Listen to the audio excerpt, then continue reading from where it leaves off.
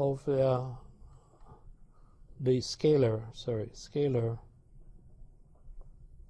triple product.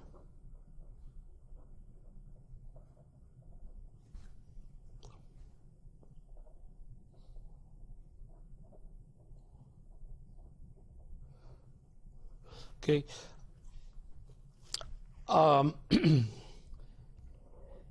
If I'll take the coordinate system like so, x, y, z, where z is facing us, and I'll pick up a sum of two vectors. I'm gonna see how to go about it.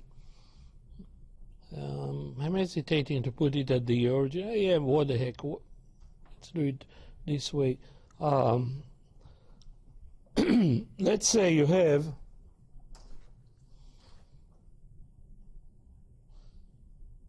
here, let's place a vector right here.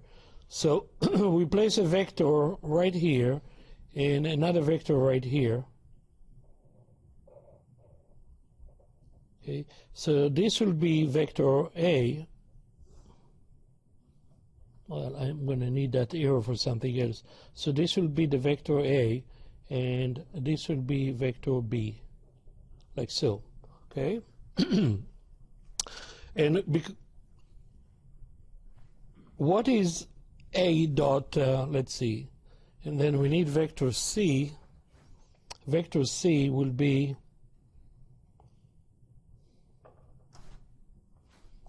let's say, in this direction. I'm going to write it as a dashed, like so. So this will be vector C.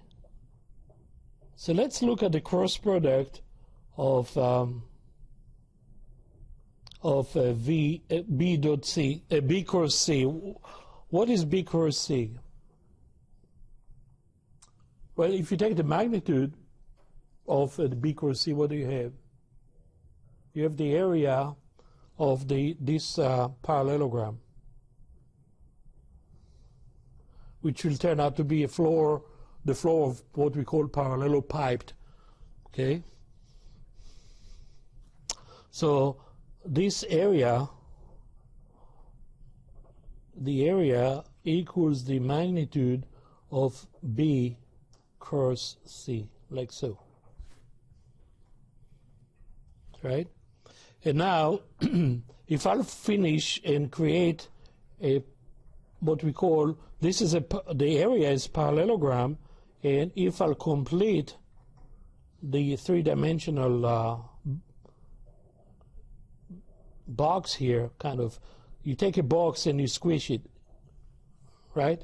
And well, I've done better drawing than this one. Let me see. This is a little bit better. So what will be the height of this parallelopiped? Well,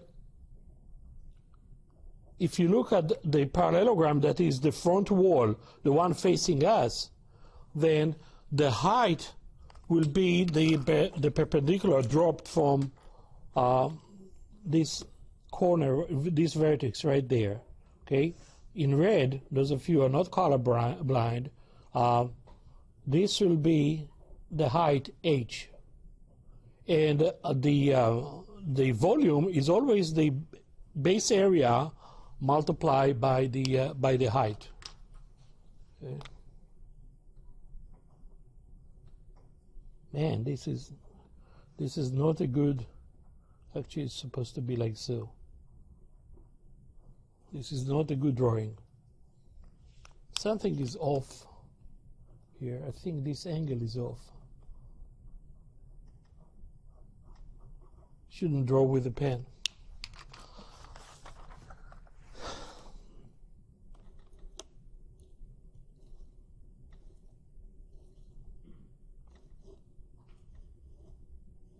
Okay, I think that will be a little bit better. Hopefully you can see the result. All right, so the volume, actually, So what is the height? The height, let me write it in red, h equals the height. And if the angle between the a vector and the y-axis, like so, is theta, right here, this angle, then the height is the magnitude of a cosine theta, right? You can see from here. So we're going to write magnitude of a cosine theta. And the volume equals the base area multiplied by the height.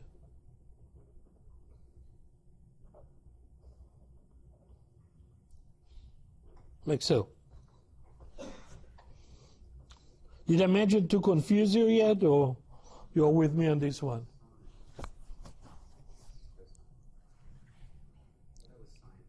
No, the sign will be this one. If this is the angle, it's sitting right here as well. Okay, so it's the cosine. It's the adjacent. This part, the bottom part, will be the sine.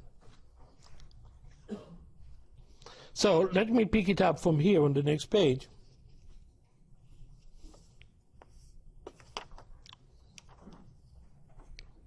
And say the following. So the volume of the parallelepiped, and I didn't write it, that this is something called of the parallelepiped.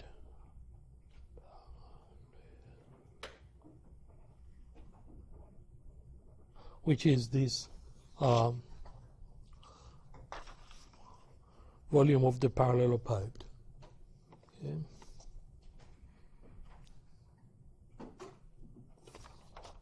Like so. So the volume V equals, this is what we last wrote. We last wrote base area times the height.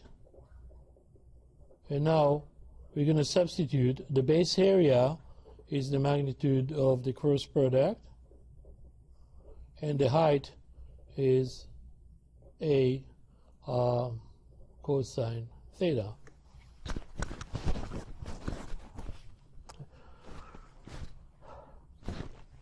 Since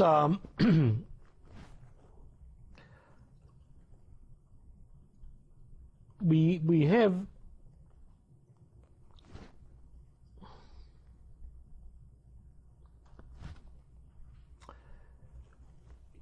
if you remember what we have here, if you remember the dot product, the A dot B was equal to the magnitude of A times the magnitude of B times cosine, right?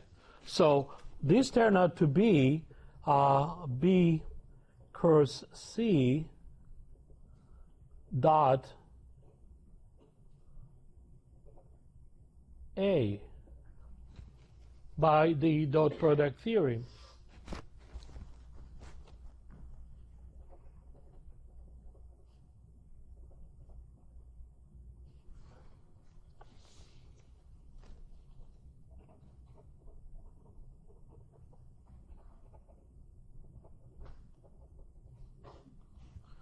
Okay, where we had U dot V was equal to U, the magnitude of U times the magnitude of V times cosine theta. So that's what we have here. And that's pretty much proved the theorem. So V equal, and since we have a commutative property here, we can write it as a dot B cross C, and here we put everything in the absolute value because we have absolute value times absolute value. So we have, and this is the absolute value of the scalar triple. So what is the conclusion of the theorem? the theorem itself,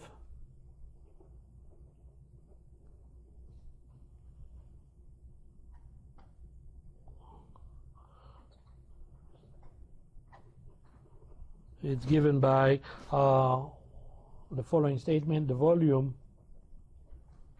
of the parallelo,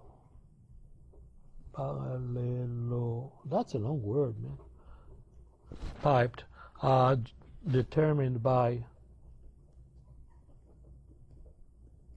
the three vectors A, B, and C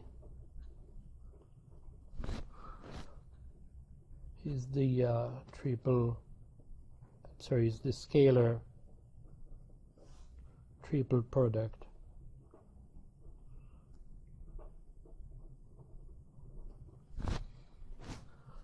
So we're going to write V, oops, V is not a vector, of course. V is the magnitude or the absolute value in this case, because it's always have to be positive. That's why we need the absolute value, because we have a dot product. A dot product can give you a negative quantity, right? It's dot product is a scalar, but in order to ensure that we'll have a positive value, we include this in absolute value. All right, I think I'll stop here.